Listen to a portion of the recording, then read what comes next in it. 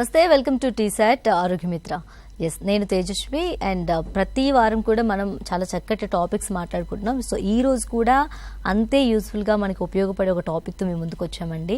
And yes, technology ఎంత బాగా ఎంత ఫాస్ట్గా డెవలప్ అవుతుందో దాంతోపాటు మనకు పొల్యూషన్ అండ్ చాలా డిసీజెస్ కూడా వచ్చేస్తున్నాయి. సో ఈ డిసీజెస్లో చాలా మంది బాధపడుతున్నారు అండ్ కొంతమంది మానసికంగా కూడా కృంగిపోతూ ఉంటారనమాట. సో డిసీజ్ వచ్చేసింది అనగానే నాకేదో అయిపోతుంది అనే థాట్లోకి వెళ్ళిపోతారు వాళ్ళు. డెఫినెట్లీ మనం స్ట్రాంగ్గా ఉంటే దాన్ని ఎదుర్కోవచ్చు అని చెప్పడానికి ఇప్పటికే చాలా స్వచ్ఛంద సంస్థలు కూడా మనకు వచ్చాయి. అందులో ఒకటి ఈరోజు మనం మాట్లాడుకోబోతున్నాం అనమాట. సో ఈ రోజు మనం మాట్లాడుకోబోయే టాపిక్ ఏంటి అంటే పాలియేటివ్ కేర్ మరియు హాస్పిస్ కేర్ల ప్రాముఖ్యత అనమాట. సో వీటి కోసం ఇంకొంచెం డెప్త్గా అసలు ఇట్లా మనకి అవైలబుల్గా ఏమేమి ఉంటాయి, ఏమేమి దొరుకుతాయి, మనకి ఎలాంటి మోరల్ అండ్ మెంటల్ సపోర్ట్ ఉంటుంది అండ్ ఫిజికల్గా కావచ్చు సైకలాజికల్గా కావచ్చు ఎలాంటి సపోర్ట్ వీళ్ళు ఇస్తారు అని మనకి ఎక్స్ప్లెయిన్ చేయడానికి మనతో పాటు స్టూడియోలో ఉన్నారు doctor senior oncologist doctor Rohini Reganti గారు. నమస్తే మేడం. నమస్తే అమ్మా. ఎస్, అండ్ ముందుగా చెప్పండి మేడం, ఈ పాలియేటివ్ కేర్ మరియు హాస్పిస్ కేర్ ప్రాముఖ్యత ఏంటి? చాలా వరకు తెలియదు, ఇది చాలా మందికి తెలియకపోవచ్చు ఉండొచ్చు. సో దీని ప్రాముఖ్యత ఏంటి అసలు? పాలియేటివ్ కేర్ అంటే అమ్మా, ఇప్పుడు ఎవరికైనా దీర్ఘకాల వ్యాధులు అంటే వాటికి నయం లేదు, వాళ్ళకి ఎప్పటికీ క్రానిక్గా ఉంటుంది ఆ problem. So life limiting disease అని కూడా అంటారు.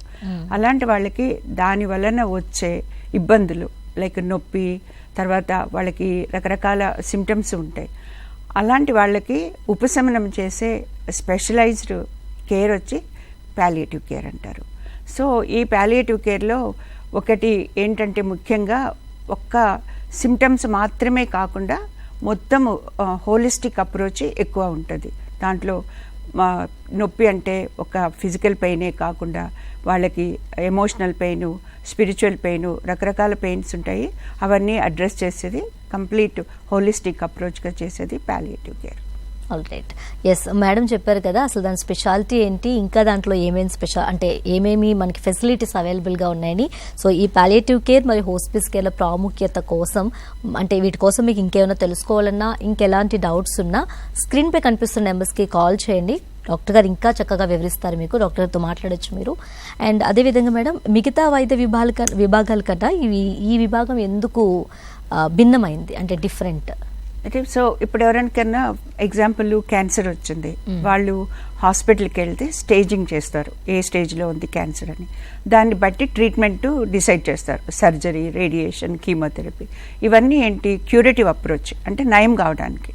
సో పేషెంట్ అడ్వాన్స్ అయింది క్యాన్సర్లో, స్టేజ్ 4 వచ్చింది, మల్టిపుల్ కీమోథెరపీస్ ఫెయిల్ అయినాయి, ప్రోగ్నోసిస్ పూర్ అని తెలిసిపోయింది, తర్వాత వాళ్ళకి శరీరంలో శక్తి లేదు. ఇలాంటప్పుడు వాళ్ళు ఇంటికి వెళ్ళి ఇంతకుముందు ఈ పాలియేటివ్ కేర్ ఈ మార్కెట్లోకి రాకముందు వాళ్ళు ఇంటికి వెళ్ళి కష్టపడేవాళ్ళు, నొప్పులు మందులు ఇచ్చేవాళ్ళు, లేక వాళ్ళు ఇంకా చనిపోయే వరకు చాలా కష్టాలు పాలయ్యేవాళ్ళు. ఇప్పుడేంటంటే అలాంటి పేషెంట్లకి పాలియేటివ్ కేర్ చాలా హెల్ప్ చేస్తుంది అనమాట. వాళ్ళకి పాలియేటివ్ కేర్ మామూలుగా మేము డయాగ్నోసిస్ మొదలెట్టినప్పటి నుంచి స్టార్ట్ చేస్తే క్యాన్సర్ పేషెంట్కి అది మళ్ళీ ఎండ్ వరకు మనం కంటిన్యూ చేస్తే వాళ్ళ క్వాలిటీ ఆఫ్ లైఫ్ చాలా బాగుంటుంది. సర్జరీ చేసినా, రేడియేషన్ ఇచ్చినా, కీమోథెరపీ ఇచ్చినా సైడ్ ఎఫెక్ట్స్ ఉంటాయి. వామిటింగ్స్ అని, హెయిర్ లాస్ అని, బ్లడ్ కౌంట్స్ తగ్గిపోవటము, వీటన్నిటి వల్ల వాళ్ళు చాలా కష్టాలు పడి బలహీనంగా అట్లా అయిపోతారు. ఒక్కసారి డీహైడ్రేట్ అయిపోతారు, ఒక్కసారి నొప్పి తట్టుకోలేరు. ఇలాంటప్పుడు పాలియేటివ్ కేర్ వాళ్ళకి ఈ బాధలకి ఉపశమనం కలిగిస్తుంది. కానీ క్యాన్సర్ ట్రీట్మెంట్లో మేము ఇన్వాల్వ్ కాము, ఓన్లీ ఆ సిమ్టమ్స్ని నివారించేదానికి ప్రయత్నం చేస్తాం. సో అందువే ఇది డిఫరెంట్. ఇప్పుడు మామూలు ట్రీట్మెంట్స్ వచ్చి క్యూరేటివ్, ఇదేమో care giving. So that is the difference. So patients need both. Curative అప్రోచ్కి ట్రై చేయాలి, లేనప్పుడు కేర్ ఇచ్చేది కూడా చాలా ముఖ్యము. మనం ఇచ్చే కేర్ పైన మనం ఇచ్చే టెండర్నెస్ ఆఫ్ లవ్ చాలా అంటే చాలా ముఖ్యం పేషెంట్స్కి.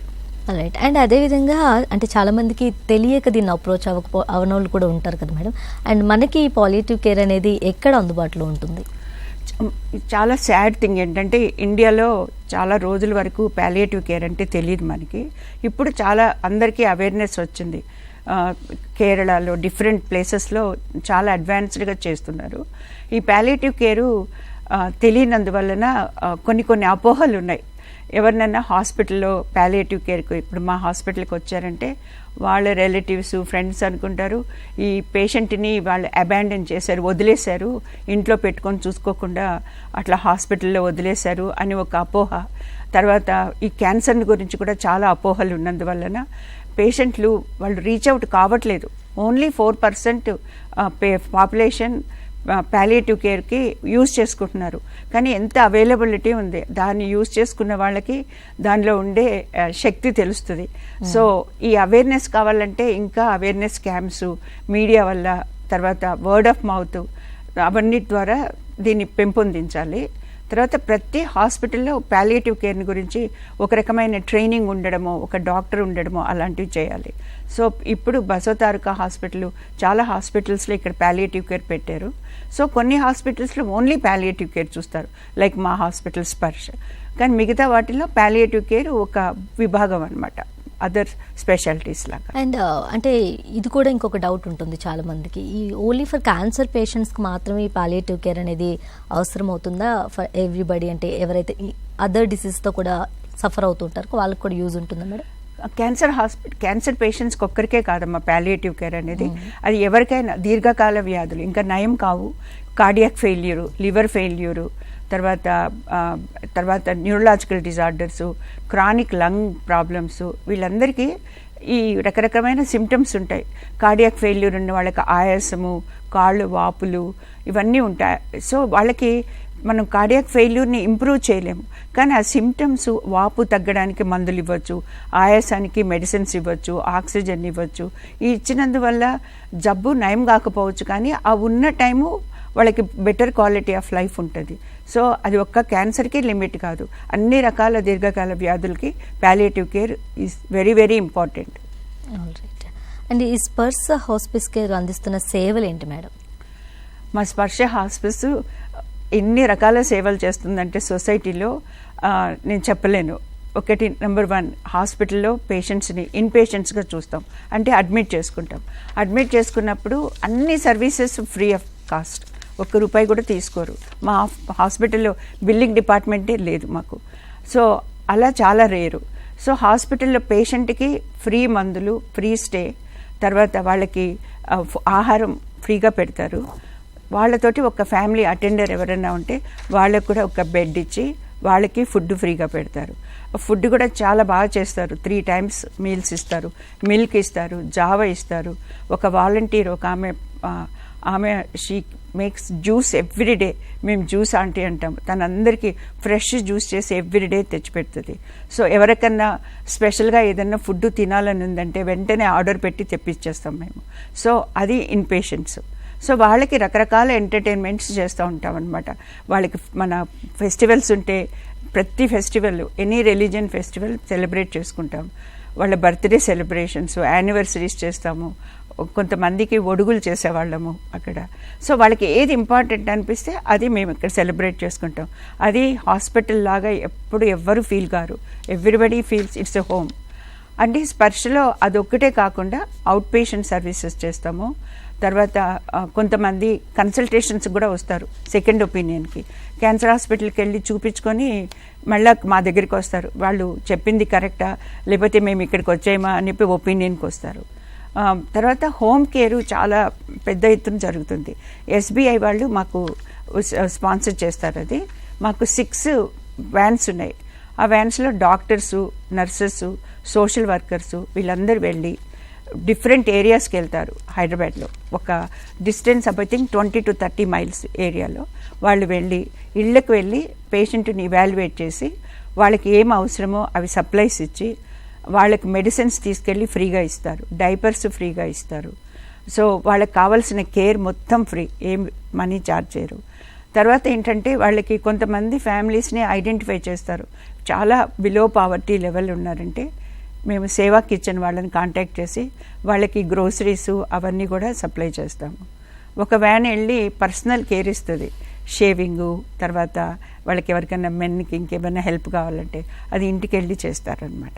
సో ఈ రకంగా దాదాపు మేము 10,000 people lives we touched from Sparsh. తర్వాత almost every month 600 to 800 visits మేము చూస్తాం అన్నమాట. సో ఒక సర్వీస్ అని కాదు, everything we do, starting from out patient to the in patient, in between మధ్యలో కేర్కి ఇంటర్మీడియట్గా వచ్చిపోవడానికి చేస్తాము. ఓకే, ఎస్, వింటున్నారు కదండి, ఈ పాలియేటివ్ కేర్ మరియు హోస్పిస్ కేర్ల ప్రాముఖ్యత కోసం మనం తెలుసుకుంటున్నాం అనమాట. అండ్ మీకు దీనిపైన ఇంకా ఎలాంటి డౌట్స్ ఆర్ క్వశ్చన్స్ ఉన్నా స్క్రీన్పై కనిపిస్తున్న నెంబర్స్కి కాల్ చేయొచ్చు, డాక్టర్ గారితో మాట్లాడచ్చు అనమాట. అండ్ అలాగే మేడం, ఈ తీవ్రమైన లేదా శాశ్వతమైన అంటే లాంగ్ లాస్టింగ్ ఈ డిసీజెస్ ఉంటాయి కదా, వాళ్ళకి ఈ పాలియేటివ్ కేర్ వల్ల పర్ఫెక్ట్ ఉపయోగం ఏంటి? వాళ్ళ జబ్బులు నయం కావమ్మా. ఎందుకంటే ఇప్పుడు ఒక కార్డియాక్ ఫెయిల్యూర్ పేషెంట్ని తీసుకుంటాం, ఆ పేషెంట్కి హార్ట్ సరిగా పంప్ చేయట్లేదు, అందుకని కంప్లీట్గా హార్ట్ ఫెయిల్యూర్లోకి వెళ్ళిపోయింది పేషెంట్. వెళ్ళినప్పుడు వాళ్ళకి సిమ్టమ్స్ ఉంటాయి, ఆయాసం ఉంటుంది, పని చేయలేరు, కొంచెం కూడా నడవలేరు, కాళ్ళు వాపులు వస్తాయి, ఒక్కోసారి పొట్ట వాపు వస్తుంది. సో మనం మెడిసిన్స్ ఇచ్చినా ఆ హార్ట్ ఫంక్షన్కి ఇంప్రూవ్మెంట్కి ఇస్తారు. సో మా దగ్గర ఉన్నప్పుడు మేము ఏం చేస్తామంటే మెడిసిన్స్, ఆ ఫ్లూయిడ్ ఎక్స్ట్రా ఉండే ఫ్లూయిడ్ వెళ్ళిపోవడానికి మెడిసిన్స్ ఇస్తాము, తర్వాత ఆక్సిజన్ సప్లై చేస్తాము, ఏదైనా ఒక మెడిసిన్ ఇచ్చి వాళ్ళు కొంచెం రిలాక్స్ కావడానికి సప్లై అది చేస్తాము. తర్వాత కౌన్సిలింగ్, ఎక్స్టెన్సివ్ కౌన్సిలింగ్ చేస్తాం పేషెంట్స్కి. So that gives a lot of emotional support, ఆ ధైర్యం వస్తుంది అనమాట. తర్వాత ఫ్యామిలీ కౌన్సిలింగ్ చేస్తాం. సో జబ్బు ఒక్క రోగికే లిమిట్ కాదు, ఇప్పుడు ఒక్కరికి జబ్బు వచ్చినప్పుడు మొత్తం ఫ్యామిలీ ఎఫెక్ట్ అవుతుంది. కాబట్టి మేము ఫ్యామిలీని కూడా పరిధిలోకి తీసుకొని వాళ్ళకి కావాల్సిన అవసరాలు చూసి వాళ్ళకి చాలా ఎక్కువ కౌన్సిలింగ్ ఇస్తామన్నమాట. సో జబ్బు మేము నయం చేయలేము, కానీ సిమ్టమ్స్ రిలీవ్ చేయగలము. సో అది చాలా పెద్ద ఇంపాక్టు. అందువలన quality of life what ever వాళ్ళకి ఎంత టైం ఉన్నా ఆ క్వాలిటీ ఆఫ్ లైఫ్ కంఫర్టబుల్గా ఉంటారనమాట. అది ఆ రకంగా సహాయం చేయగలం. ఓకే, అండ్ అదేవిధంగా మనందరికీ తెలిసిందే మార్ఫిస్ అంటే ఏంటి మేడం? ఈ పాలియేటివ్ కేర్లో ఎలాంటి పేషెంట్లు ఇది వాడతారు, అంటే దీనిపైన ఎలాంటి రెస్ట్రిక్షన్స్ ఉన్నాయా ఏమైనా? మార్ఫిన్ అనేది నార్కాటిక్, నొప్పికి వాడే మందు. దానికి చాలా రెస్ట్రిక్షన్స్ ఉన్నాయి. అది స్టోర్ చేసుకోవాలంటే లైసెన్స్ కావాలి, ఇవ్వడానికి డాక్టర్కి లైసెన్స్ ఇవ్వాలి. సో అది ఏ హాస్పిటల్స్లో అంటే అక్కడ దొరకదు, కొన్ని హాస్పిటల్స్కి లిమిటెడ్. అది మా దగ్గర అవైలబుల్ ఉన్నది. అది ఎలా ఇస్తారంటే ఎవరైనా నొప్పితోటి పేషెంట్ వచ్చినప్పుడు ఆ నొప్పికి మందులు మేము కేటగరైజ్ చేసుకుంటాం, first level, second level, third level అని. సో సివియర్ పెయిన్ ఉన్న వాళ్ళకి మార్ఫిన్ ఇస్తాము. ఆ మార్ఫిన్ ఇచ్చినందువల్ల డెఫినెట్గా సైడ్ ఎఫెక్ట్స్ ఉంటాయి, కొంచెం నిద్ర ఎక్కువ వస్తుంది, కాన్స్టిపేషన్ వస్తుంది, కొంతమంది కన్ఫ్యూజ్ అవుతారు. కానీ వెరీ వాల్యుబుల్ డ్రగ్ అనమాట పెయిన్ మేనేజ్మెంట్. దాన్ని ఓరల్గా ఇస్తాము, తర్వాత ఇంట్రావీనస్గా ఇస్తాము. ఇంకొకటి ఫెంటనిల్ అని ఒక మెడిసిన్ ఉంది, అది ప్యాచెస్ రూపంలో ఇస్తాము. సో దానివల్ల ఆ నొప్పి ఉపశమనమైనందువల్ల పేషెంట్స్ చాలా కంఫర్టబుల్గా ఫీల్ అవుతారు. సో ఆ ఇచ్చేటప్పుడు మనకి ఆ మెడిసిన్ వల్ల వచ్చే సైడ్ ఎఫెక్ట్స్ అన్ని పేషెంట్కి ఎక్స్ప్లెయిన్ చేసి వాళ్ళని ప్రిపేర్ చేసి ఆ మెడిసిన్ ఇచ్చి ప్రతిరోజు ఆ మెడిసిన్ని మేము ఇవాల్యుయేట్ చేస్తాం. ఈ పేషెంట్ ఎంత వాడుకుంది, మేము చెప్పిన షెడ్యూల్ కంటే ఎక్కువ అవసరం వచ్చిందా లేదా, ఒకసారి ఇస్తే ఇది మామూలు అంటే సివియారిటీ ఆఫ్ ద పెయిన్ని బట్టి ఉంటుంది. సో ఓరల్గా ఇచ్చినప్పుడు 4 గంటల నుంచి 8 గంటల లోపల ఇస్తాం. 4 గంటలకు ఒక ట్యాబ్లెట్, లేదా 6 గంటలకి, లేదా 8 గంటలకి. అది షార్ట్ యాక్టింగ్ అంటారు, అంటే తక్కువ టైం పనిచేస్తుంది ఆ మెడిసిన్, 4 hours అట్లా. సో అది ఎట్లా ఇస్తామన్నమాట. అది కాకుండా మళ్ళీ ఎక్స్ట్రా కావాల్సి ఉంటే ఆర్డర్ చేస్తాము. సో నెక్స్ట్ డే రౌండ్స్ చేసినప్పుడు ఈ ఎక్స్ట్రా ఎన్ని ట్యాబ్లెట్స్ తీసుకుంది చూసి ఆ డోస్ అడ్జస్ట్ చేస్తాం. సో మార్ఫిన్ మీద ఉన్నప్పుడు పేషెంట్ కంఫర్టబుల్ అయ్యే వరకు మనము ప్రతిరోజు ఈ మెడిసిన్ ఎంత ఇవ్వాలా ఇవాల్యుయేట్ చేసుకోవాలా, పేషెంట్ టాలరేట్ చేస్తుందా లేదా అని. కొంతమంది మార్ఫిన్ ఇచ్చినప్పుడు విపరీతమైన ఇచ్చింగ్ వస్తుంది వాళ్ళకి. సో అది చూసి మనం దానికి కౌంటరాక్ట్ చేయడానికి వేరే మెడిసిన్ చూసుకోవాలి. కాన్స్టిపేషన్ వస్తుంది కొంతమందికి సివియర్గా. సో మార్ఫిన్ మీద ఉన్న ప్రతి ఒక్కరూ స్టూల్ సాఫ్ట్నర్స్ పెట్టాలి. సో ఇవన్నీ ఇలా అడ్జస్ట్ చేసుకుంటూ పోవాలి.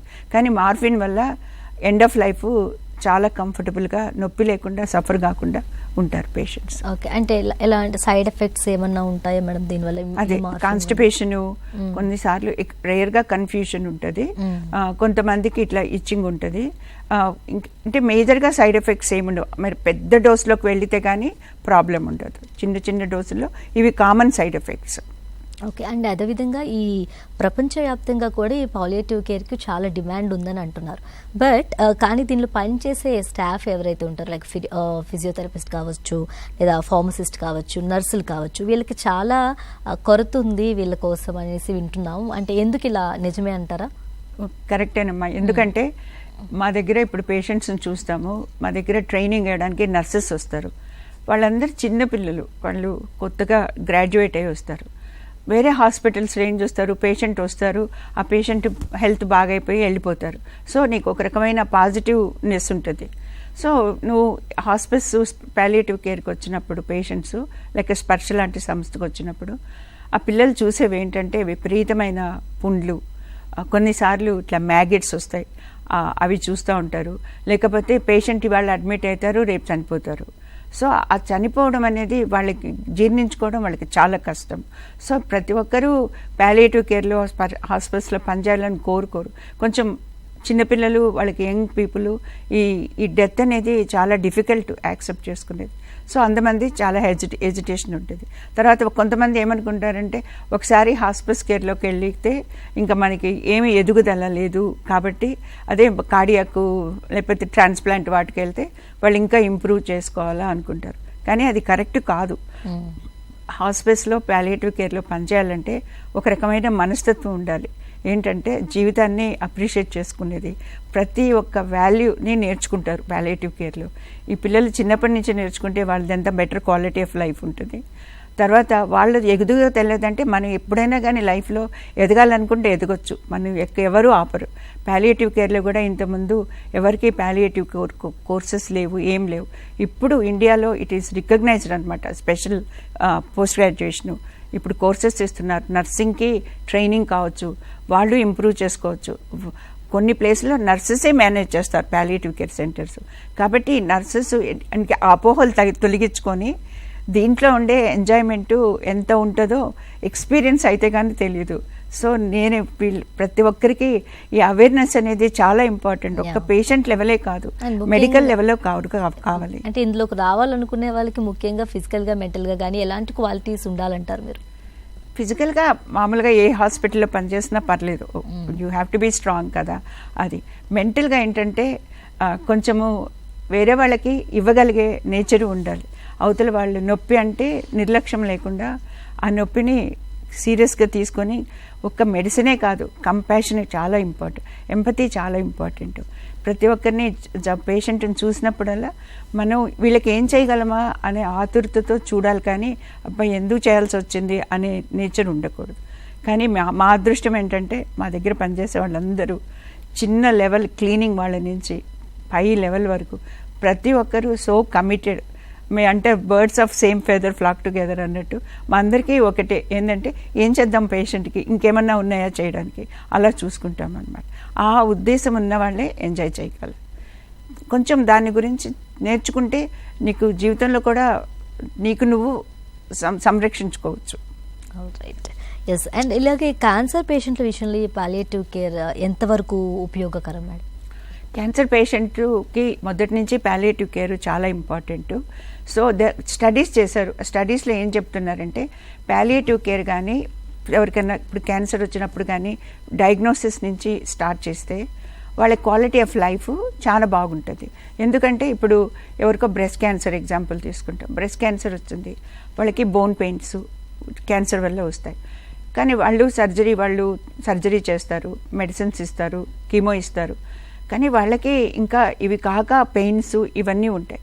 తర్వాత ఎమోషనల్గా వాళ్ళు చాలా బర్డెన్ అయిపోయి ఉంటారు. డెఫిస్టేటింగ్ న్యూస్ మనం వాళ్ళకి ఇస్తున్నాం, నీకు క్యాన్సర్ వచ్చిందంటే మెజారిటీ ఆఫ్ పేషెంట్స్ ఏమనుకుంటారు, అయిపోయింది లైఫ్, ఇంకా మనం చనిపోతాము అనే ఉద్దేశంతో ఉంటారు. అలాంటప్పుడు వాళ్ళు అసలు అలాంటి వాళ్ళకి పాలియేటివ్ కేరు చాలా ఇంపార్టెంట్. ఎందుకంటే మెడిసిన్స్, సిమ్టమాటిక్ మేనేజ్మెంట్ బాగా చేస్తారు. తర్వాత ఎమోషనల్ సపోర్ట్ చాలా ఉంటుంది, కౌన్సిలింగ్ చాలా ఉంటుంది, దాని తర్వాత స్పిరిచువల్ గైడెన్స్ ఉంటుంది. సో ఇవన్నీ చాలా ఇంపార్టెంట్. ఇవన్నీ పెట్టి నువ్వు క్యూరేటివ్ అప్రోచ్కి వెళ్ళినా కూడా ఆ పేషెంట్స్కి ఆ క్వాలిటీ ఆఫ్ టైము, ఆ నొప్పులు, ఆ సైడ్ ఎఫెక్ట్స్ అన్నీ తక్కువ మోతాదులో ఉంటాయన్నమాట. కాబట్టి చాలా చాలా ఇంపార్టెంట్ క్యాన్సర్ పేషెంట్కి పాలియేటివ్ కేర్. ఓకే. అండ్ ఇప్పటివరకు మనం ఈ పాలియేటివ్ కేర్ కోసం మాట్లాడుకున్నాం. దెన్ మాకు కొంచెం మనం వివరంగా ఈ హాస్పిస్ కేర్ ఏంటి, దీని యొక్క ప్రాముఖ్యత ఏంటి, ఎవరికి వైద్యం చేస్తారు ఇది? సో హాస్పిస్ కేర్కి పాలియేటివ్ కేర్కి చాలా మందికి కన్ఫ్యూషన్ ఉంటుంది. అయితే నేను క్లారిఫై చేయడానికి చెప్తాను. పాలియేటివ్ కేర్ అంటే మనం ఏమనుకున్నాం, సిమ్టమ్స్ మేనేజ్ చేస్తాము, ఈ దీర్ఘకాల రోగులకి వచ్చే సిమ్టమ్స్ని సహాయం చేస్తాము అనుకుంటాం.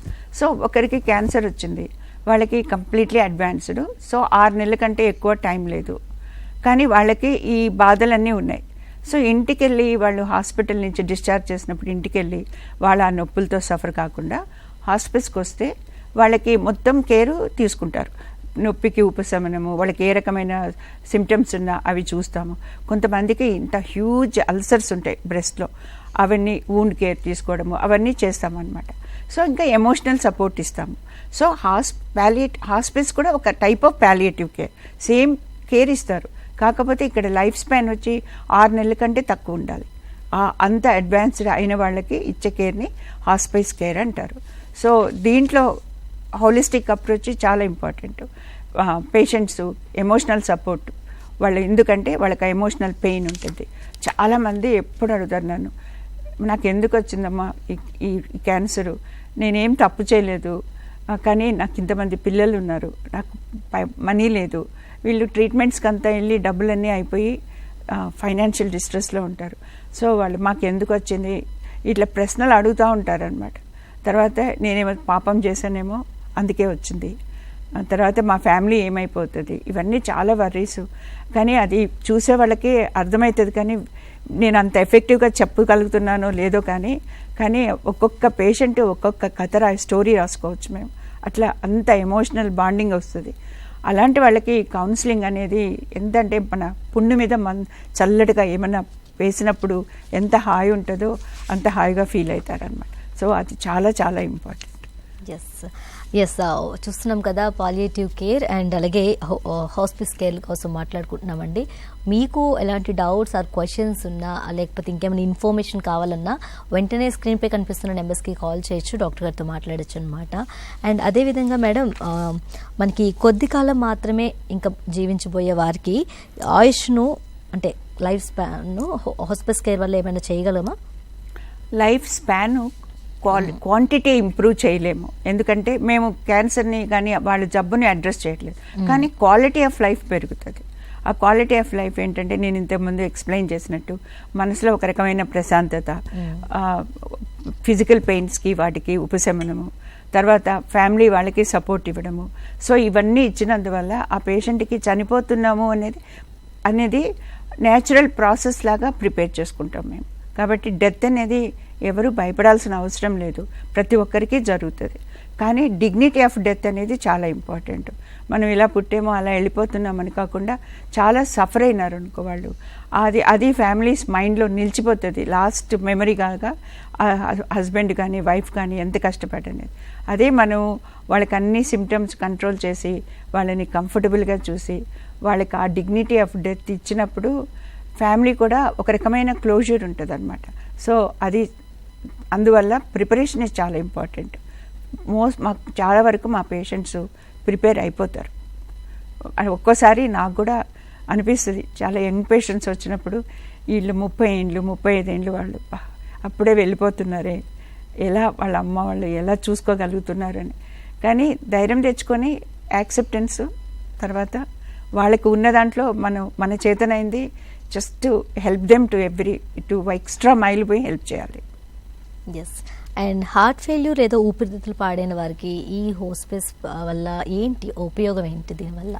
హార్ట్ ఫెయిల్యూరు నేను ఇంతకుముందు చెప్పినట్టమ్మా, వాటి కొన్ని సిమ్టమ్స్ ఉంటాయి. హార్ట్ని ఫంక్షన్ని మేము ఇంప్రూవ్ చేయలేము, అది మామూలుగా కార్డియాలజిస్టు మెడిసిన్స్ వల్ల వాళ్ళకి హార్ట్ బేసిక్లీ ఏంటి ప్రాబ్లము, ఒకవేళ వెసల్ బ్లాకింగ్ అయితే వాళ్ళు క్యూరేటివ్ అప్రోచ్ చేస్తారు. తర్వాత కొన్నిసార్లు కార్డియోమయోపతీస్ అని ఏం చేయలేరు, అలాంటప్పుడు సిమ్టమ్స్ ఎక్కువ ఆయాసము, నడవలేనితనము, తర్వాత హార్ట్ డిస్ఫంక్షన్ వల్ల కాళ్ళ వాపులు, శరీరం అంతా వాపు ఇట్లా వస్తాయన్నమాట. సో ఆ సిమ్టమ్స్ని ఉపశమనం చేయడానికి మేము మందులు ఇవ్వగలం. సో వాపులు ఉన్నవాటికి మెడిసిన్స్ ఇవ్వచ్చు, తర్వాత ఆయాసం అట్లా ఉన్నప్పుడు దానికి మెడిసిన్ ఇవ్వచ్చు, ఆక్సిజన్ ఇవ్వచ్చు. So same thing with chronic lung problem. వాళ్ళకు కూడా ఏంటి ముఖ్యమైన సిమ్టమ్స్, వాళ్ళకి కూడా ఆయాసం ఎక్కువ ఉంటుంది, రికరెంట్ ఇన్ఫెక్షన్స్ వస్తుంటాయి. వాళ్ళకి లంగ్స్ సరిగా ఏరియేషన్ లేదు కాబట్టి వాళ్ళకి ఏంటంటే ఎక్కువ ఇన్ఫెక్షన్స్ వస్తుంటాయి. సో మేము వాటిని హెల్ప్ చేయగలము, ఆయాసానికి ఆక్సిజన్ ఇవ్వగలము, తర్వాత బ్రీతింగ్ ట్రీట్మెంట్స్ ఇస్తాము, తర్వాత హాస్పిటల్లో ఫిజికల్ థెరపీ ఇస్తున్నాము ఇప్పుడు. సో వాళ్ళకి అంబులేషన్, ఊరికే బెడ్ మీద పడుకో ఉంటే వాళ్ళకి ఏ ఆర్గన్ కూడా పనిచేయసారిగా. సో వాళ్ళని ఎంకరేజ్ చేసి కొంచెమన్నా నడిపించడము, వాళ్ళకి కొంచెంసేపు బయట కూర్చోబెట్టడము, ఫ్రెష్ ఎయిర్ తోటి ఫీల్ బెటర్ అన్నట్టు, అట్లా symptom management with other supportive treatments చేస్తాం. ఓకే. అండ్ అదేవిధంగా ఈ పాలియేటివ్ కేర్లో ఆధ్యాత్మికత అనేది రోగికి ఎంతవరకు ఉపయోగపడుతుంది? చాలా వరకు అదొకటే జీవితం ఎండ్ ఆఫ్ లైఫ్లో మిగిలిపోయేది అంటే ఆధ్యాత్మికత. అది లేని వాళ్ళు చాలా స్ట్రగుల్ అవుతారు. ఎందుకంటే వాళ్ళు నమ్మరు అనుకో, ఈ దేని మీద, దేవుడి మీద నమ్మకం లేదు, స్పిరిచువాలిటీ మీద నమ్మకం లేనప్పుడు వాళ్ళకి ఆధారపడడానికి ఏది ఉండదు. అదే ఒక పర్సను ఏ రిలీజియన్ అన్నా కానీ ఒక నమ్మకము, అలా ఫిలాసఫీ మీద, ఆధ్యాత్మికత మీద ఉన్న వాళ్ళకి ఫాల్ బ్యాక్ ఉంటుంది, వాళ్ళకి అదొక ఆధారంగా ఉంటుంది, తర్వాత వాళ్ళకి అదొక రకమైన కంఫర్ట్ ఉంటుంది. సో మేము మామూలుగా వాళ్ళకి నేను ఎప్పుడు చెప్తానంటే, మీకు ఏది నమ్మకం ఉంటే దాన్ని ప్రాక్టీస్ చేయండి అని ఆ ఫిలాసఫీ ఆఫ్ లైఫ్ కొంచెం ఎక్కువగా కౌన్సిలింగ్లో వాడుతూ ఉంటాము. సో ఆ స్పిరిచువల్ కౌన్సిలింగ్ వల్ల వాళ్ళకి ఆ స్పిరిచువల్ పెయిన్ తగ్గిపోతుంది. సో అది very very important end of life. Okay. And ఓపియాయిడ్లు అంటే ఏమిటి మేడం? ఇది పాలియేటివ్ కేర్లో ఎలాంటి రోల్ ప్లే చేస్తుంది? Morphine is an opioid. అవి నార్కాటిక్ మెడికేషను, అది one of the important medicine pain మేనేజ్మెంట్లో. సో అవి వాళ్ళకి ఇంటెన్సిటీ ఆఫ్ ద పెయిన్ని బట్టి మేము ఇది వాడుకుంటాము. దాంట్లో డిఫరెంట్ వెరైటీస్ ఉన్నాయి, డిఫరెంట్ మెడిసిన్స్ నేమ్స్ ఉన్నాయి. అవి కూడా చూసి పేషెంట్కి ఎంత అవసరమో అవి ఇస్తారు. నేను సైడ్ ఎఫెక్ట్స్ ఇంతమంది చెప్పా కదా, కాన్స్టిపేషను, కన్ఫ్యూజను, తర్వాత ఒక్కసారి ఈచింగు, ఇట్లా కొన్ని సిమ్టమ్స్ వస్తాయి.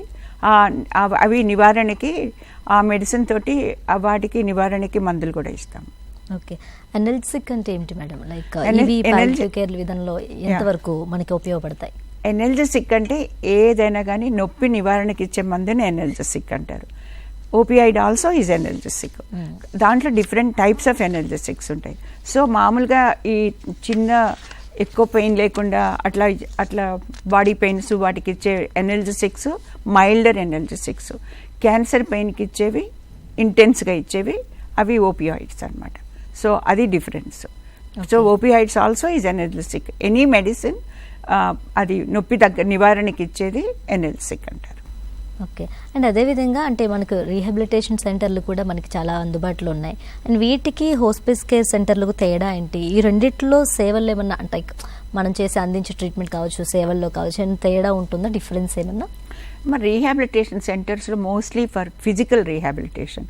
ఇప్పుడు ఎవరైనా ఆపరేషన్ అయ్యారు, ఆపరేషన్ అయినాక వాళ్ళకి ఒక 6 వారాలు ఎక్సర్సైజ్ కావాలా, నడిపించాలా, సో అలాంటి వాటికి రీహాబిలిటేషన్ సెంటర్స్ బెస్ట్. అదే హాస్పిస్ ఎవరికో క్యాన్సర్ వచ్చింది, ట్రీట్మెంట్స్ తీసుకున్నారు, అంతా అయిపోయింది, ఇంకా వాళ్ళు ఆఫర్ చేసేది ఏం లేదు, అలాంటి వాళ్ళకి రీహాబిలిటేషన్కి వెళ్ళి ఏం చేయలేరు, వాళ్ళకి ఫిజికల్ ఎక్సర్సైజ్ కూడా చేయలేరు. అలాంటప్పుడు వాళ్ళు హాస్పిస్కి వస్తే వాళ్ళకి కావాల్సిన అన్ని రకాల సపోర్ట్, హోలిస్టిక్ అప్రోచ్ తోటి వాళ్ళకి సపోర్ట్ అవుతుంది. సో పేషెంట్ ఎలాంటి పేషెంట్స్ ఎక్కడికి పోవాలని డిసైడ్ చేసుకోవాలి. ఓన్లీ ఏదైనా physical therapy, improvement of mobility, లేకపోతే అట్లా కొన్ని రోజులు ఇంటికి పోయే ముందర కొంత బ్రేక్ లాగా తీసుకోవాలనుకున్న వాళ్ళకి rehabilitation, end of life care వాళ్ళకి హాస్పిస్ కేర్. ఓకే. అండ్ తర్వాత అంటే పీస్ఫుల్ డెత్ అనేది ఇది అనేది రోగి యొక్క హక్కు అనే విధానాన్ని చాలా దేశాల్లో మనం చూసాం, అమలు చేయబడుతుంది కూడా, ఆల్రెడీ విన్నాం కూడా. అండ్ మన దేశంలో ఇలాంటి పద్ధతి అంటే చట్టబద్ధమేనా? చట్టబద్ధమేమా, కానీ దాన్ని ఏమంటారంటే గుడ్ డెత్. ప్రతి ఒక్కరికి ఒక హక్కు ఉన్నది. మనకి ఇప్పుడు ఓటింగ్ హక్కు ఎలా ఉందో ఇలా మనం ఎలా బ్రతకాలా, ఎలా చనిపోవాలి కూడా మనకి హక్కులు ఉన్నాయి. సో అందులో ఒక హక్కు ఏంటంటే that patient should have a dignity of death. So అది ఎలా దొరుకుతుంది? సో మేమేమంటామంటే definition of good death.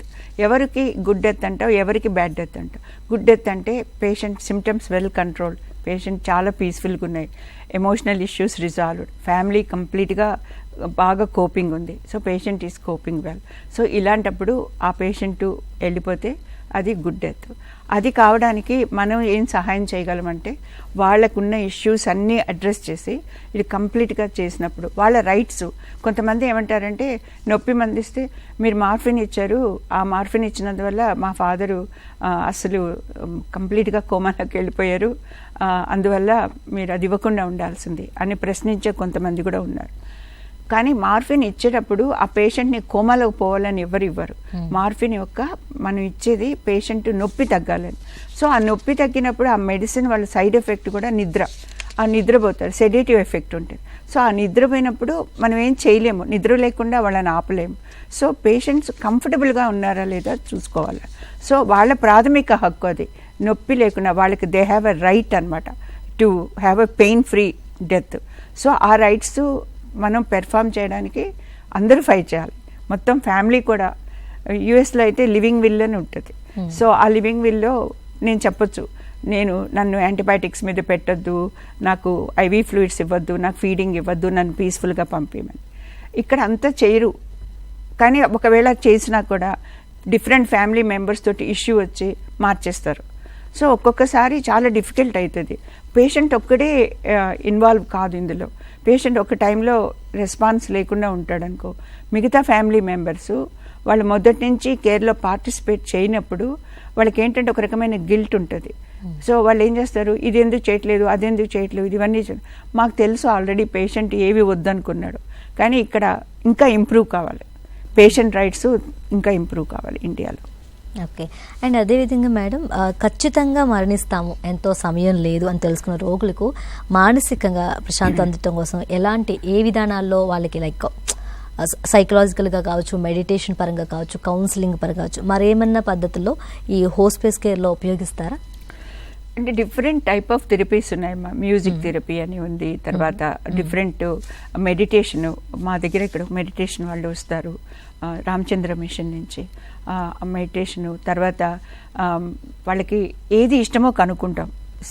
Before diagnosis ఏంటి వాళ్ళు పేషెంట్, వాళ్ళకు టైప్ ఆఫ్ లైఫ్ ఏముండింది, వాళ్ళ ఇంట్రెస్ట్ ఏంటి, వాళ్ళ హాబీస్ ఏంటి, వాళ్ళు ఏదో ఎక్కువ ఇష్టపడ్డారు, ఇవన్నీ కనుక్కుంటే అవి ప్రొవైడ్ చేయొచ్చు మనం. కొంతమందికి మ్యూజిక్ చాలా ఇష్టం ఉంటుంది.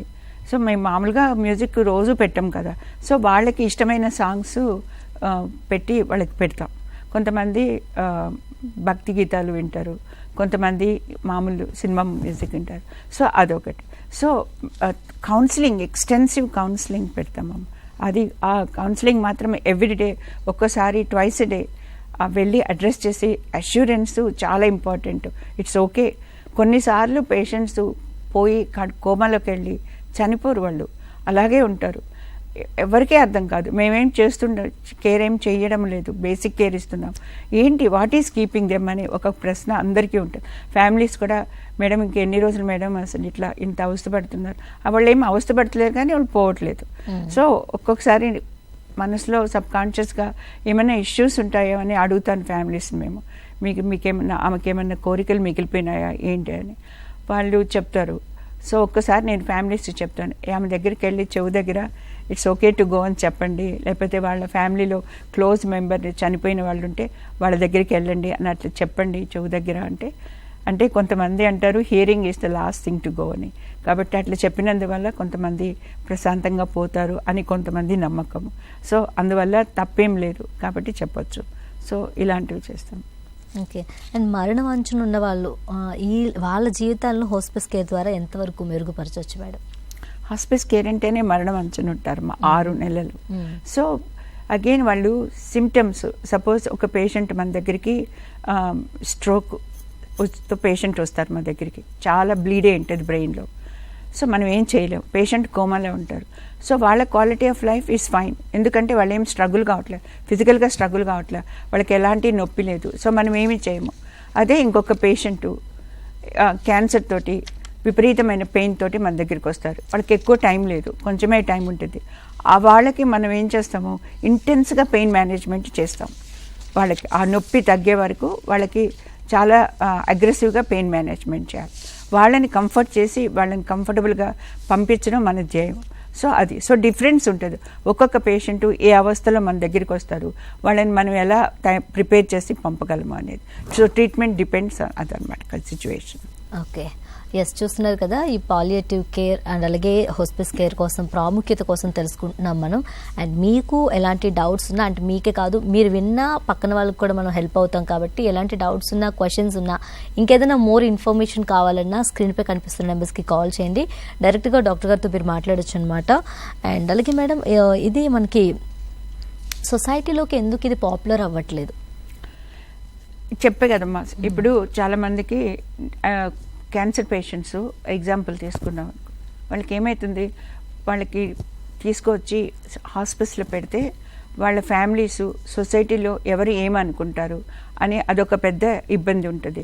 అందువలన సో ఇంకా అవేర్నెస్ చాలా రావాలి. సో అవేర్నెస్ వచ్చే వరకు పేషెంట్స్ ఇంకా తెలియదు, వాళ్ళు ఇంకా ఇప్పుడు ట్రీట్మెంట్స్ ఇచ్చుకుంటానే ఉంటారు, వాళ్ళ క్వాలిటీ ఆఫ్ లైఫ్ ఏమి ఉండదు. కానీ వాళ్ళు ఏం చేస్తారు, ఇంటికి పోతామంటారు కానీ హాస్పిటల్కి వచ్చి కంఫర్ట్ అవుతామని నమ్మకం పోతుంది. తర్వాత కొంతమంది ఏమనుకుంటారు, అక్కడంతా డబ్బు ఖర్చు పెట్టాము, మళ్ళీ ఇక్కడ కూడా వచ్చి డబ్బు ఖర్చు పెట్టాలని. సో నేను ఇక్కడ వ్యూవర్స్కి ఏం చెప్తున్నానంటే, ఈ హాస్పిటల్స్లో, స్పర్శ హాస్పిటల్స్లో ప్రతిదీ ఫ్రీగా చేస్తాము. మీకు డబ్బు కష్టం లేదు, ఎమోషనల్ సపోర్ట్ ఉంటుంది, ఫిజికల్ సపోర్ట్ ఉంటుంది, స్పిరిచువల్ సపోర్ట్ ఉంటుంది. ఇన్ని రకాల సపోర్ట్ చేసి ఇంత ఫ్రీగా ట్రీట్మెంట్ ఇచ్చేది ఎక్కడ దొరకదు మీకు. ఈ ఆపర్చునిటీని వాళ్ళు వాడుకోవడమే కాకుండా 10 మందికి చెప్పినందువల్ల ఇంకెవరికన్నా ఉపయోగం రావడానికి పనికొస్తుంది. ఓకే, అండ్ అదే విధంగా మేడం, లైక్ ఈ మనకి అంటే ఫారిన్ కంట్రీస్కి దీని అవేర్నెస్ కోసం ఇది ఉంది, ఇది ఒకటి ఉంది, మనం వెళ్ళొచ్చు, ఫారిన్ కంట్రీస్కి మనకి ఇండియాకి అంటే ఎంతవరకు డిఫరెన్స్ ఉంది, ఎక్కడ బాగా పాపులర్ అవుతుంది ఇది? అమ్మ, యుఎస్లో it's just like a common thing palliative care. Most of the హాస్పిటల్స్లో పాలియేటివ్ కేర్ ఉంటుంది. కొంతమంది ఒక ఫ్లోర్ మొత్తము పాలియేటివ్ కేర్ పేషెంట్స్ ఉంటారు.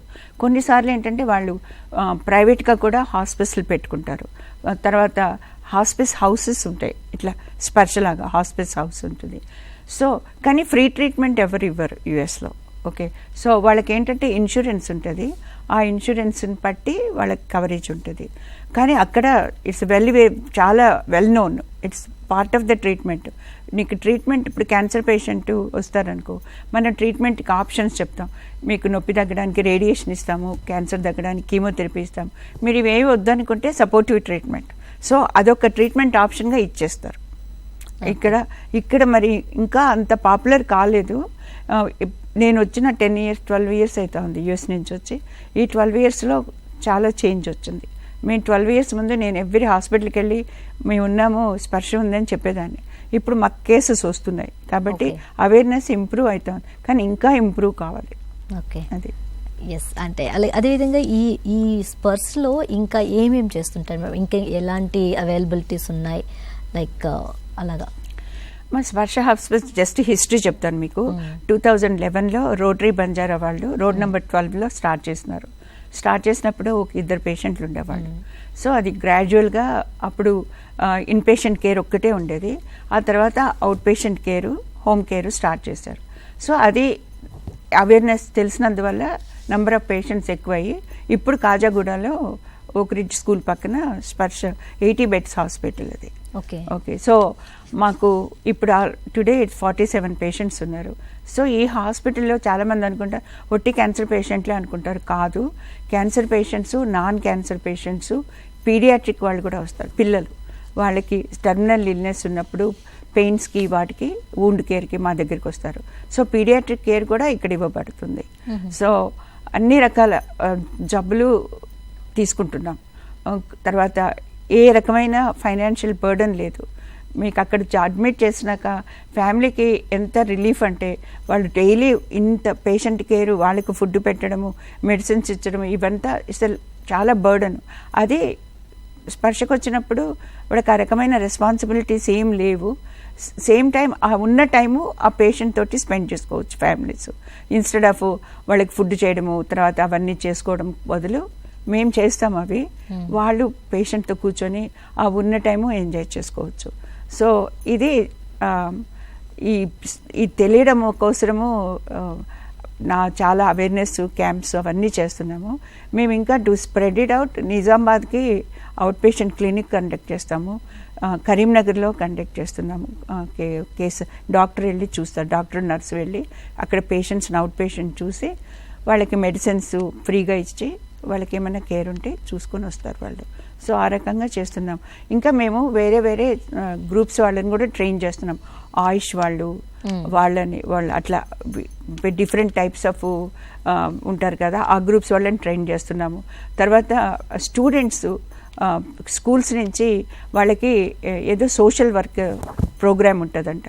So they have to do so much of social work for so many hours. So దాంట్లో స్పర్శ involve అవుతుంది. So మాకు స్టూడెంట్స్ వచ్చి మా దగ్గర దేర్ లెర్నింగ్. తర్వాత వాలంటీర్ ప్రోగ్రామ్ ఉంది. ఇప్పుడు ఎవరైనా వాలంటీర్స్ నేర్చుకొని మేము చేస్తాం అనుకున్న వాళ్ళకి అఫీషియల్గా ట్రైనింగ్ ఇస్తాము, 2 days ట్రైనింగ్. సో వాళ్ళకి సర్టిఫికేషన్ వస్తుంది. So they can work in hospitals. తర్వాత మీకు రీసెంట్గా పాలియేటివ్ కేర్ డే అయింది. కంపాషనేట్ కమ్యూనిటీస్ బిల్డ్ చేయడానికి మేము ట్రై చేస్తున్నాం. ఈ కమ్యూనిటీస్ ఆర్ సో ఇంపార్టెంట్. ఒక ఫ్యామిలీలో మనం ఎంత సాంఘికంగా బతుకుతామో కమ్యూనిటీస్లో కూడా అదే అండర్స్టాండింగ్ ఉందనుకోండి. ఇప్పుడు ఒకరింట్లో ఎవరికైనా ప్రాబ్లము, పక్కింటి వాళ్ళు కూడా అయ్యో మనం ఏమైనా చేయగలమా అనే ఫీలింగ్ తోటి ఉండడం కోసము దాన్ని creating a compassionate communities. So దాని గురించి వాలంటీర్స్ వెళ్ళి వాళ్ళకి ఎడ్యుకేషన్ చేస్తూ ఉన్నారు. సో మనందరికీ ప్రస్తుత పరిస్థితుల్లో కంపాషనేట్ కమ్యూనిటీస్ చాలా అవసరం ఉంది. ఒక్క క్యాన్సర్ పేషెంట్స్కే కాదు, ఎన్ని రకాల జబ్బులు ఉన్నాయో అన్ని రకాల వాళ్ళకి, మానసిక రోగులకి, వీళ్ళందరికీ కూడా ఫ్యామిలీస్ బర్డెన్ తగ్గించుకోవాలంటే కమ్యూనిటీస్ హెల్తీగా పెరిగితే వాళ్ళు వేరే వాళ్ళకి హెల్ప్ చేయడానికి సహాయపడతారు. మనం అంటాం కదా వసుదైవ కుటుంబం అని, అది డెవలప్ కావాలి. ఇప్పుడేమో కంట్రీస్ ఒక కంట్రీతో ఒక కంట్రీ కొట్టుకుంటున్నారు. అలా కాకుండా care for each other, what ever you can do you should do. Very great ma'am. And అదేవిధంగా అంటే మీరు ఇంతకు ముందు చెప్పినట్టు అవేర్నెస్ కావాలి, ప్రతి ఒక్కరు వచ్చి జాయిన్ అవ్వాలి, లేదా వాళ్ళకి హెల్ప్ చేయడానికి ఇంకొక నర్సులు కావచ్చు, ఫిజియోథెరపిస్టులు కావచ్చు, వీళ్ళు రావాలంటే అంటే వీళ్ళకి ఏం చెప్తారు మీరు రావడానికి? అంటే ఇది చాలా గ్రేట్ ఆపర్చునిటీ టు వర్క్. ఎందుకంటే ఎవరైనా నర్సెస్ కానీ, డాక్టర్స్ కానీ, ఫిజికల్ థెరపిస్ట్ కానీ వర్క్ చేసే పేషెంట్లు చాలా స్పెషల్ వాళ్ళు. అంటే ప్రతి ఒక్కరూ ఎండ్ ఆఫ్ లైఫ్లో ఉన్నప్పుడు చాలా తక్కువ టైం ఉంటుంది. నా ఎక్స్పీరియన్స్ చెప్తున్నా. ఆ టైంలో మనకి ఎవరు తెలియని వాళ్ళకి మనం చాలా ముఖ్యమైన ఫ్రెండ్ లాగా అయిపోతాం. వాళ్ళకి ఒక వండర్ఫుల్ రిలేషన్షిప్, బాండింగ్ డెవలప్ అయిపోతుంది. సో ఆ సాటిస్ఫాక్షను అది ఎక్స్ప్రెస్ చేయాలంటే ఓన్లీ ఎక్స్పీరియన్స్ అయితే కానీ చేయలేము. సో దీంట్లో కూడా మీరు ఫిజికల్ థెరపిస్టులు కానీ ఎవరైనా కానీ ఇక్కడ చనిపోయే పేషెంట్స్కి వెళ్ళి ఏం చేస్తామని అనుకోవద్దు. ఎందుకంటే దీంట్లో ఉండే సాటిస్ఫాక్షను నా ఉద్దేశంలో ఇంకెక్కడ ఉండదు అని. కాబట్టి ముందుకొచ్చి ఇన్వాల్వ్ అయ్యి హాస్పిటల్స్ గురించి, పాలియేటివ్ కేర్ గురించి నేర్చుకుంటే ఈవెన్ వాళ్ళకి పోస్ట్ గ్రాడ్యుయేషను ఇవన్నీ ట్రైనింగ్ కూడా ఉన్నాయి. సో వాళ్ళకి ఇంకా యాక్చువల్లీ జాబ్ ఆఫర్స్ కూడా ఇంకా ముందు ఎక్కువ దొరుకుతాయి వాళ్ళకి. నైస్. అండ్ మేడం, ఇప్పుడు పేషెంట్ని మీరు జాయిన్ చేసుకుంటే, అడ్మిట్ చేసుకోవాలంటే మీరు ఎలాంటి క్వాలిటీస్ చూస్తారు పేషెంట్లో? లైక్ కొన్ని మనకి ఫార్ములా టర్మ్స్ అండ్ కండిషన్స్ ఉంటాయి కదా, సో అవి ఏంటివి అసలు పేషెంట్కి? ఓకే, మామూలుగా మేము చూసేది ఈ పేషెంటు దీర్ఘకాలి రోగినా కాదా, తర్వాత అంటే ఎంత టైం ఉంది ఆ పేషెంట్కి, అంటే హాస్పిటల్ కేర్ అంటే తక్కువ టైం కదా అది, తర్వాత ఏంటి ప్రాబ్లము, క్యాన్సర్ అయితే ఏ స్టేజ్లో ఉన్నారు, అంటే కొంచెం డాక్యుమెంటేషన్ కావాలి, ఎక్కడి నుంచైనా డాక్టర్ దగ్గర నుంచి రెఫరల్ కావాలి. ఒక్కసారి డాక్టర్ దగ్గరికి పోకుండా ఫ్యామిలీస్ ఇంతకుముందు ప్రీవియస్ హాస్పిటల్లో టెస్టులు చేయించుకొని వచ్చేస్తారు. సో అవి చూసి అవి కానీ కరెక్టే మేము వాళ్ళకి హెల్ప్ చేయగలం అనుకుంటే అడ్మిట్ చేసుకుంటాం. తర్వాత ఒక ఫ్యామిలీ మెంబర్ ఎవరైనా ఉండాలి, ఫ్యామిలీ మెంబర్ లేకపోయినా ఒక అటెండర్ని పెట్టాలి పేషెంట్ తోటి. సో ఇవి మా రూల్స్. తర్వాత ఇక్కడికి వచ్చినప్పుడు వాళ్ళకి అండర్స్టాండింగ్ ఏంటంటే ఇక్కడ మేము యాక్టివ్ కేర్ చేయట్లేదు, క్యూరేటివ్ అప్రోచ్ లేదు. ఇక్కడ మేము ఎక్స్రేలు ఇట్లా మామూలు అదర్ హాస్పిటల్స్ లాగా ఎవరైనా కార్డియాక్ అరెస్ట్ అట్లయితే మేము రిససిటేట్ చేయము. ఇవన్నీ మేము చెప్పి సంతకం పెట్టించుకొని అడ్మిట్ చేసుకుంటాం. మేము ఇక్కడ చేసేది ఓన్లీ కంఫర్ట్ కేర్, అంటే లైఫ్ ప్రొలాంగ్ చేయడానికి మేమేమి చేయము. All right.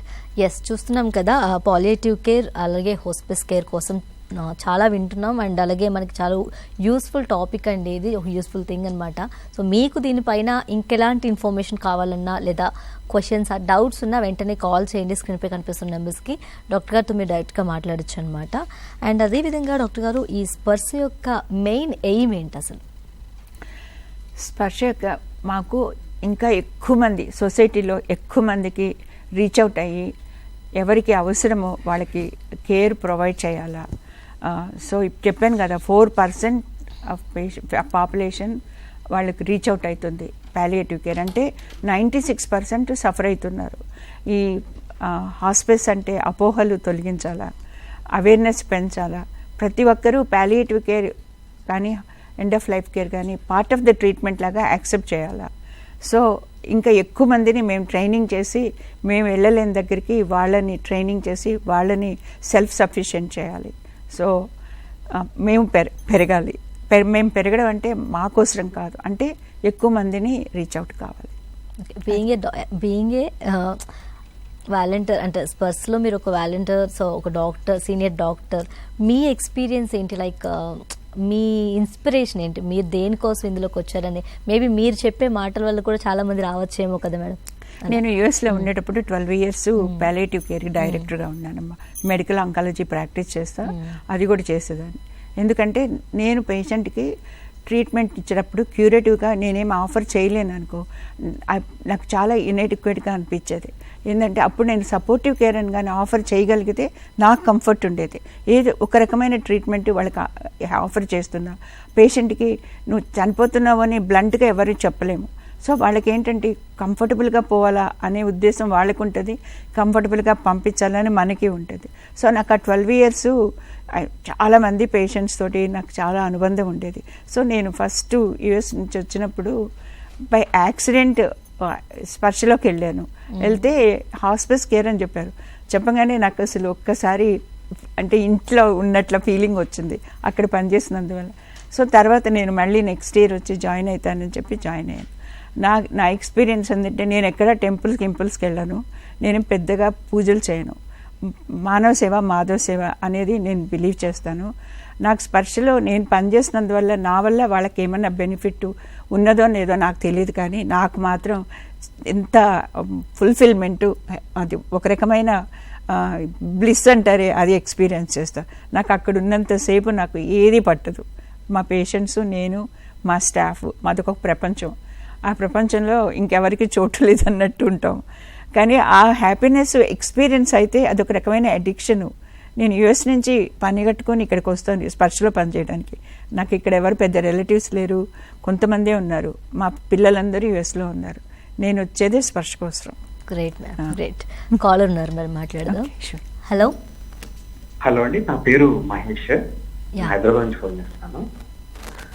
హలో చెప్పండి మేడంతో చెప్పండి మేడం. నమస్తే మేడం. ఇప్పుడు మీరు స్పర్శ గురించి, పాలియేటివ్ అండ్ హాస్పిటల్ గురించి మాట్లాడుతుంటే చాలా ఇన్స్పైరింగ్ గా అనిపిస్తుంది, చాలా హ్యాపీగా అనిపిస్తుంది. అని చెప్తున్నారు కదా, 96% పీపుల్కి ఇంకా రీచ్ అవ్వాలి, 4%కే రీచ్ అవ్వాలి. అలా రీచ్ అవ్వడానికి నాలాంటి వాడు ఒక వాలంటరీ పనిచేయడానికి రెడీగా ఉన్నాడు. అయితే నేనేంటంటే మేడం, నేను మెడికల్ బ్యాక్గ్రౌండ్ కాదు, అంటే ఫిజియోథెరపీ కానీ నర్సింగ్ లాంటి కోర్సులు చేయలేదు. నేను బేసిక్ ఇంజనీరింగ్ బ్యాక్గ్రౌండ్ నుంచి వచ్చాను. బట్ మీరు ఇలా చెప్తుంటే నాకు కూడా సర్వీస్ ఓరియంటెడ్ గా కాస్త వర్క్ చేయాలని, కొంచెం ఇందులో పార్టిసిపేట్ చేయాలని అనిపిస్తుంది. ఇందులో అంటే నాన్ మెడికల్ బ్యాక్గ్రౌండ్ ఉన్న వాళ్ళు ఎలా పనిచేయాలి, ఎలా జాయిన్ అయ్యి పనిచేయచ్చు ఇందులో మేడం? యాక్చువల్లీ మీకు ఆ ఇన్స్పిరేషన్ రావడం చాలా గ్రేట్ అండి. ఎందుకంటే మనం ఒకరికి సహాయం చేయాలా అంటే, వాలంటీర్ కావాలంటే ఏ రకమైన బ్యాక్గ్రౌండ్ అవసరం లేదు. మీరు మెడికల్ బ్యాక్గ్రౌండ్ అబ్సల్యూట్లీ అవసరం లేదు. ఇంజనీరింగ్ అయితే ఇంకా మంచిది మాకు. We can use you in many ways. Computers, తర్వాత అవేర్నెస్ స్ప్రెడ్ చేయడానికి, అవేర్నెస్ ప్రోగ్రామ్స్ అరేంజ్ చేయడానికి. స్పర్శలో కూడా చాలా డిఫరెంట్ బ్రాంచెస్లో మీరు పనిచేయచ్చు. మీరు ఒక్కసారి స్పర్శకు వచ్చి మాతో మాట్లాడితే నేను మీకు డీటెయిల్డ్గా ఎక్స్ప్లెయిన్ చేసి మీ స్కిల్స్ చూసి మేము యూజ్ చేసుకుంటాము. సో తర్వాత మీరు పర్మనెంట్గా వాలంటీర్ కావాలంటే మీరు ఒక 2 days కోర్స్ ఉంది, మొన్న లాస్ట్ ఫ్యూ మంత్స్ బ్యాక్ అయింది. అది తీసుకున్నారంటే your like officially volunteer for palliative care. Medical background absolutely అవసరం లేదండి. Thank you sure madam, Mahesh. Sure. Thank you Mahesh. Please contact Sparsha అండి. థ్యాంక్ యూ మహేష్ గారు. అండ్ మేడం, ఈ పాలియేటివ్ కేర్లో అంటే టీం ఎవరెవరు ఉంటారు మేడం? పాలియేటివ్ కేర్లో ఒక ఫిజిషియన్ ఉంటారమ్మా, Mm. తర్వాత నర్సెస్, వీళ్ళందరూ పాలియేటివ్ కేర్లో స్పెషల్లీ ట్రైన్డ్. ఓకే, తర్వాత ఫార్మసిస్టు మెడిసిన్స్ డిస్పెన్సింగ్, సైకాలజిస్టు కౌన్సిలింగ్కి, social worker for social issues చేయడానికి. అంటే వీళ్ళెక్కడే కాదు, అదంతా కేర్ టీమ్ ప్రొవైడ్ చేస్తుంది. తర్వాత physical therapy person, nutritionist for food. So ప్రస్తుతం మేము ఆఫర్ చేసేది ఇవే. కానీ ఎక్స్ట్రా ఏం చేస్తామంటే మెడిటేషన్ ఒక ఆయన వచ్చి చెప్తున్నారు. తర్వాత కొంతమంది వాలంటీర్స్ వచ్చి లైక్ రీడింగ్ ఏ బుక్, కొంతమంది స్టోరీ రైటింగ్ చేస్తున్నారు. ఒక్కొక్క పేషెంట్ది నేను చెప్పే కదా, ఒక్కొక్క పేషెంట్ది ఒక్కొక్క స్టోరీ రాయొచ్చు. నాకు ఆ స్కిల్ ఉంటే నేను చాలా రాసుండే దాన్ని. కొంతమంది అది హెల్ప్ చేస్తారు, ఒక జర్నల్ లాగా Yeah. చేపించి.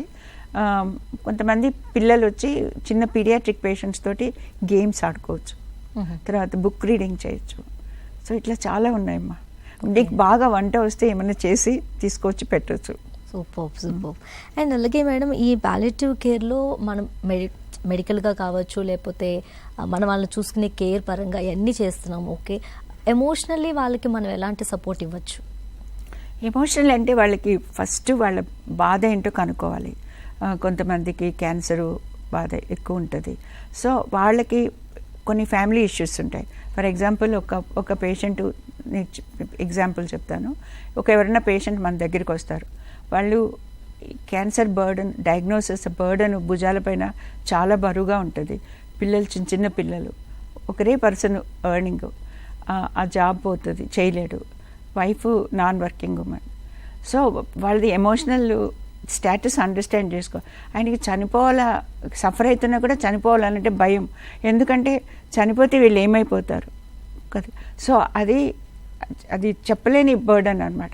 అలాంటప్పుడు కౌన్సిలింగ్ చాలా ఇంటెన్సివ్ కౌన్సిలింగ్ చేస్తారు. ఆ పిల్లలకి ఇంకేదైనా మనం ఆల్టర్నేటివ్ అరేంజ్మెంట్స్ చేయొచ్చా అని. ఒకసారి ఒక పేషెంట్ నాకు తెలిసినప్పుడు ఒకే ఒక సింగిల్ పేరెంట్, 2 పిల్లలు. సో ఆయన చనిపోతున్నారు. అప్పుడు ఏం చేయాలో అర్థం కాలేదు. ఆ పిల్లల్ని రిలేటివ్స్ తీసుకోపోతే చూస్తారో లేదో. సో మేము ఒక వాల్మీకి ఆర్ఫనేజ్ అని వాళ్ళతో కూడా మేము అండర్స్టాండింగ్ పెట్టుకున్నాం. పిల్లలు ఎవరైనా అట్లా అనాథలైపోతే వాళ్ళకి ఇచ్చేటట్టు వాళ్ళు చూసుకుంటారని. అంటే మేము ఇప్పటి వరకు ఎవరిని పంపలేదు, కానీ అండర్స్టాండింగ్ అయితే ఉంది. అంటే ఎప్పుడన్నా అండర్స్టాండింగ్ ఉన్నందువలన మళ్ళీ అప్పటికప్పుడు చూసుకోవాల్సిన అవసరం లేదని. సో ఎమోషనల్ సపోర్ట్, వాళ్ళకి అష్యూరెన్స్, వాళ్ళకి కొంచెం స్పిరిచువల్ కౌన్సిలింగ్. కొంతమంది చనిపోతే ఎక్కడికి పోతాము, ఏమైపోతాము, ఇవన్నీ ఇష్యూస్ ఉంటాయి కదమ్మా. వాళ్ళ రిలీజియన్ బిలీఫ్స్ని బట్టి వాళ్ళకి కౌన్సిలింగ్ ఇస్తారు. సో అష్యూరెన్స్, కంఫర్టింగ్ ఏంటంటే నువ్వు చనిపోతే you're not really dying but you'll be reaching God, అట్లా ఒక రకమైన నమ్మకం పెట్టుకుంటారు. సో అలాంటివి మా psychologist, we have wonderful psychologist చాలా బాగా కౌన్సిలింగ్ చేస్తారు. మెడిటేషన్ హెల్ప్ చేస్తుంది చాలా వరకు. సూపర్. అండ్ ఫైనల్ అంటే లైక్ మీ స్పర్స్ కోసం విన్న తర్వాత అడగచ్చు లేదో తెలియదు కానీ అడుగుతున్నా, అండ్ మీకు మోస్ట్ ఇన్స్పైరింగ్గా అనిపించిన స్టోరీ ఏమన్నా ఉందా? లైక్ అంటే ఆ patient yes I'm ready to అన్నట్టు ఎవరైనా ఉన్నారా? లైక్ ఏదైనా స్టోరీ? నాకు ఒక్క స్టోరీ కాదు తల్లి, నాకు చాలా మంది ఉన్నారు అట్లా. కానీ మేము పాత స్పర్శలో ఉన్నప్పుడు ఒక అబ్బాయి ఉండేవాడు. ఆ అబ్బాయి క్యాన్సర్తో వచ్చాడు. పాపం యుఎస్లో పనిచేసేవాడు. తనకి ఏదో బ్లీడింగ్ అయిందంటే ఇక్కడికి వచ్చాడు. ఇక్కడికి వచ్చి బ్లడ్ పడింది స్టూల్లో. తర్వాత పోయి టెస్ట్ చేయించుకుంటే దానికి క్యాన్సర్ అని తెలిసింది. చిన్నోడు, is an engineer. So much పెయిన్లో ఉండేవాడు పాపం. అప్పుడు మాకు ఇన్ని మెడిసిన్స్ కూడా అవైలబుల్ లేవు. This is like 12 years back. ఇంత అడ్వాన్స్డ్ కాదు. సో ఉన్న వాటిల్లో మేము కంఫర్ట్ చేసేవాళ్ళం ఆ పేషెంట్ని. అయితే వాడికి ఇల్లు కట్టుకొని వాళ్ళ అమ్మ నాన్నని అక్కడ పెట్టుకోవాలని ఉండేది. సో ఇల్లు కట్టించుకున్నాడు. సో ఒకరోజు నన్ను అడిగాడు, నేను ఇంటి దాకా పోయేస్తాను మేడం, నాకు మా ఇంట్లో గృహప్రవేశం చేసుకుంటే నాకు అది హాయిగా ఉంటుంది అని. అయితే నాకు అనిపించింది ఏం పెద్ద నష్టపోయేది ఏముందని మెడిసిన్ ఇచ్చి పంపించాను ఇంటికి.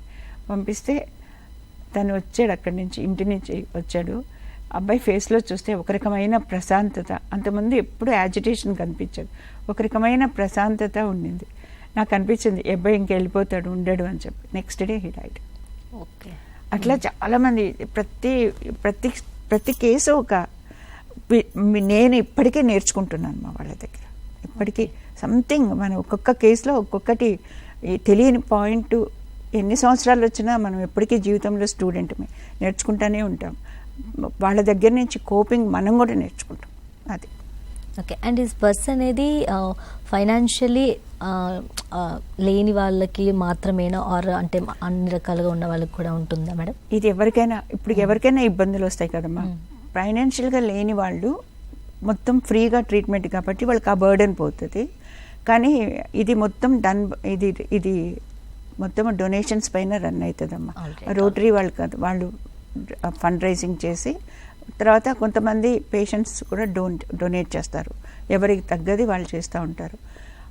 కొన్ని రూమ్స్ ప్రైవేట్ రూమ్స్ ఉన్నాయి. అవి ఏంటంటే ఇప్పుడు సపోజ్ ఎవరైనా కొంచెం ఫైనాన్షియల్లీ బాగా ఎఫర్ట్ చేయగల వాళ్ళు, మాకు జనరల్ వార్డులో వద్దు, మాకు ప్రైవసీ కావాలంటే ఆ స్పెషల్ రూమ్స్లో వాళ్ళు కొంత డబ్బు డొనేట్ చేస్తే అది ఇస్తారు. కానీ వీళ్ళకి ఏ రకమైన కేర్లో డిఫరెన్స్ ఉండదు. Same team, same medicines, same doctors.